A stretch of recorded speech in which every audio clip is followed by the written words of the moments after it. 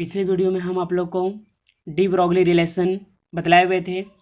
आज हम Einstein photo electric equation पढ़ेंगे।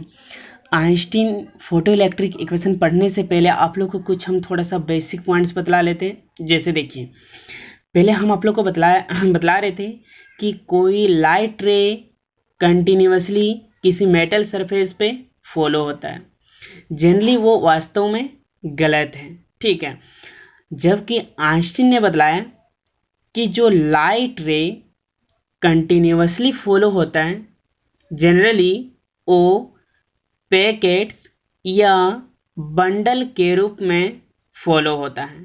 ठीक है, तो ये पैकेट्स और बंडल क्या है, जैसे हम आप लोग को बतलाए थे कि कोई मेटल है, उस मेटल के ऊपर कोई लाइट इंसिडेंट होता है। तो लाइट क्या था? पार्टिकल्स, छोटे छोटे पार्टिकल्स।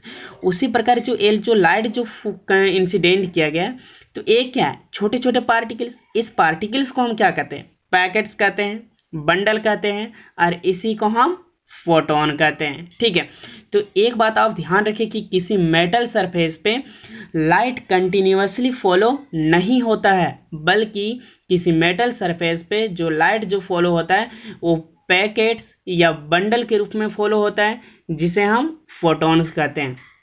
जहाँ पे एनर्जी ऑफ वन फोटोन, यानी एक फोटोन का जो एनर्जी होता है वो होता है एच न्यू। आपको पता है कि एच प्लांक कांस्टेंट है और न्यू फ्रीक्वेंसी ऑफ फोटोन है। ठीक है, उसके बाद देखिए, एक कोई मेटल सरफेस है, इस मेटल सरफेस के अंदर एक इलेक्ट्रॉन है। ठीक है, इसमें तो बहुत सारे इलेक्ट्रॉन, हम एक इलेक्ट्रॉन दिखाए हुए हैं। देखिए, जब इस मेटल सरफेस पे कोई हाई फ्रीक्वेंसी लाइट को इंसिडेंट करते हैं, तो इस हाई फ्रीक्वेंसी लाइट को जो इंसिडेंट कर रहे हैं उसमें से एक फोटोन, यानी ये भी तो हाई फ्रीक्वेंसी लाइट इंसिडेंट होगा। ठीक है, तो इसमें से एक फोटोन का जो एनर्जी जो है वो इस इलेक्ट्रॉन को ट्रांसफ़र कर देता है।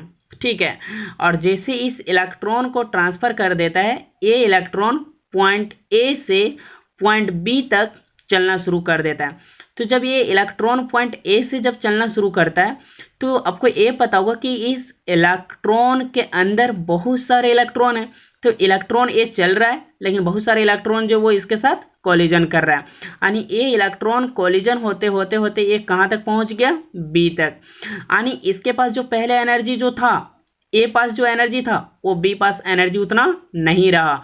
क्यों? क्योंकि ये इलेक्ट्रॉन आते आते बहुत सारे इलेक्ट्रॉन से कोलिजन करते हुए आया है। ठीक है, यानी पॉइंट बी तक इस इलेक्ट्रॉन का एनर्जी बहुत कम हो गया। और आप लोग को पिछले क्लास में बताया गया था कि मिनिमम एनर्जी के रिक्वायर्ड से जो इलेक्ट्रॉन जो बाहर निकल जाता है उसी को हम वर्क फंक्शन कहते हैं। यानी बी तक इस इलेक्ट्रॉन का एनर्जी बहुत कम हो गया। ठीक है, और ये इलेक्ट्रॉन इस मेटल सरफेस से बाहर चला जाता है, जिसे फोटो इलेक्ट्रॉन कहा जाता है। इसे फोटो इलेक्ट्रॉन क्यों कहा गया? क्योंकि ये जो इलेक्ट्रॉन जो मेटल सरफेस के जो बाहर निकला, ये जो इलेक्ट्रॉन जो इस मेटल सरफेस के जो बाहर निकला, इसके कारण क्या था? Photon energy. यानी फोटोन एनर्जी के कारण ये इलेक्ट्रॉन बाहर चला जाता है, इसलिए इसे फोटोन इलेक्ट्रॉन कहते हैं। ठीक है, देखिए, पॉइंट बी से जो इलेक्ट्रॉन जो मोशन में जो बाहर निकल गया, उस पर कौन सा एनर्जी काम किया? Kinetic energy. ठीक है, उस पर कौन सा एनर्जी क्रिएट हुआ? Kinetic energy. अब थोड़ा सा ध्यान दीजिए, देखिए, जब पॉइंट ए पे इलेक्ट्रॉन जब ये पॉइंट बी तक गया, तो क्या ए इलेक्ट्रॉन ए दोनों के बीच कुछ कर रहा था? हाँ, बहुत सारे इलेक्ट्रॉन से कोलिजन कर रहा था। यानी पॉइंट ए से बी तक ए इलेक्ट्रॉन कुछ ना कुछ वर्क किया, और उसी को हम वर्क फंक्शन कहते हैं। ठीक है, देखिए, थोड़ा सा इसका डिफिनेशन देखिए। आप आइंस्टीन फोटो इलेक्ट्रिक इक्वेशन का डिफिनेशन यहाँ से लिख लीजिएगा।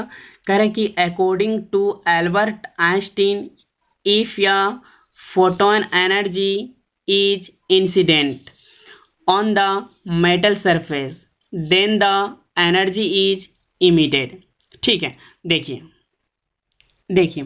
थोड़ा ध्यान दीजिए, यहाँ पे ध्यान दीजिए कि वर्क फंक्शन और काइनेटिक एनर्जी इन दोनों सम के बराबर फोटोन एनर्जी होता है। ठीक है, ध्यान दीजिए थोड़ा सा, वर्क फंक्शन और काइनेटिक एनर्जी इन दोनों का सम के बराबर फोटोन एनर्जी होता है। ठीक है, देखिए हम यहाँ पे लिख दिए हुए हैं कि energy of photon equal to work function plus kinetic energy. हम आप लोग को भी क्या बतलाएं कि work function plus kinetic energy, यानी वर्क फंक्शन काइनेटिक एनर्जी इन दोनों के सम के बराबर होता है फोटोन एनर्जी। ठीक है, जहाँ पे हम लिख दिए energy of photon is equal to work function plus kinetic energy, energy is equal to work function plus kinetic energy. देखिए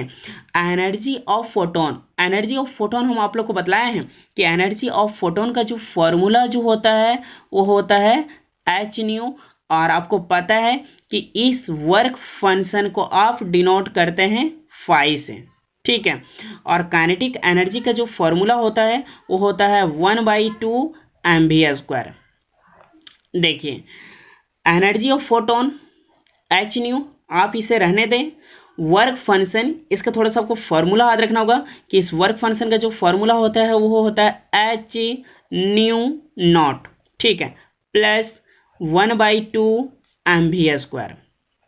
देखिए जहाँ पे न्यू नॉट जो है बाबू वो है थ्रेशोल्ड फ्रीक्वेंसी, थ्रेशोल्ड फ्रीक्वेंसी। देखिए थ्रेशोल्ड फ्रीक्वेंसी क्या है, ध्यान दीजिएगा थोड़ा सा।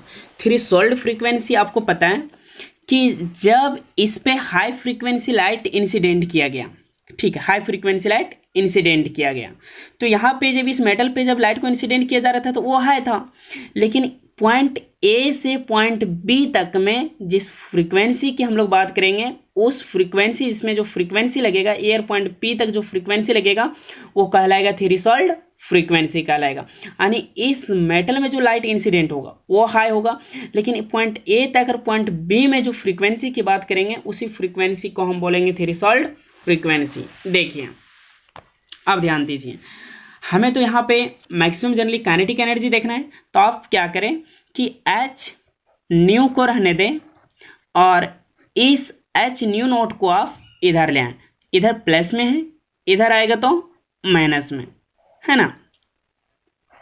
देखिए इक्वल टू 1/2 mv²। आपको पता है यहाँ से कुछ कॉमन आ रहा है, यानी कॉमन क्या आ रहा है मेरे पास, h nu minus nu not equal to 1/2 mv²। देखिए ठीक है, अब ध्यान दीजिए थोड़ा सा, एक बार हम फिर से थोड़ा सा आइंस्टीन फोटो इलेक्ट्रिक इक्वेशन का थोड़ा सा बेसिक हम फिर से क्लियर कर देते हैं। देखिए बेसिक पॉइंट में ध्यान दीजिएगा कि कोई भी मेटल सरफेस पे जो लाइट इंसिडेंट जो होती है वो कंटिन्यूसली इंसिडेंट नहीं होती है, बल्कि आइंस्टीन ने बतलाया कि जो मेटल सरफेस पे जो लाइट इंसिडेंट होती है वो जनरली पैकेट्स बंडल के रूप में फॉलो होती है, इंसिडेंट होती है, जिसे हम फोटोन कहते हैं। ठीक है, यानी किसी मेटल सरफेस पे कोई लाइट कंटिन्यूसली फॉलो नहीं होता है, बल्कि उस मेटल सरफेस पे पैकेट्स और बंडल के रूप में फॉलो होती है, जहाँ पे energy of one photon E is equal to h nu. यहाँ ध्यान दीजिए, ये बहुत जरूरी है कि ये मेटल सरफेस है, इस मेटल सरफेस के अंदर नंबर ऑफ इलेक्ट्रॉन्स भरा हुआ है। जब इस मेटल सरफेस पे जो लाइट को इंसिडेंट किया गया वो लाइट जनरली पैकेट्स या बंडल के रूप में किया गया होगा, यानी इस फोटोन, एक फोटोन का जो एनर्जी जो होता है जब इस इलेक्ट्रॉन पे जब ट्रांसफ़र किया जाता है, ठीक है, ट्रांसफ़र कर दिया जाता है, तो ये इलेक्ट्रॉन जो है पॉइंट ए से धीरे धीरे बहुत सारे इलेक्ट्रॉन से कोलिजन करते हुए ए बी तक चला जाता है, जहाँ पे इस इलेक्ट्रॉन का जो एनर्जी जो है वो बहुत कम हो जाता है, और इसीलिए हम लोग बोलते हैं कि रिक्वायर्ड मिनिमम एनर्जी के कारण जो बाहर निकलता है उसे हम वर्क फंक्शन कहते हैं। यानी जो मिनिमम एनर्जी रिक्वायर्ड से जो बाहर निकल गया उस इलेक्ट्रॉन को हम फोटोन इलेक्ट्रॉन बोलेंगे।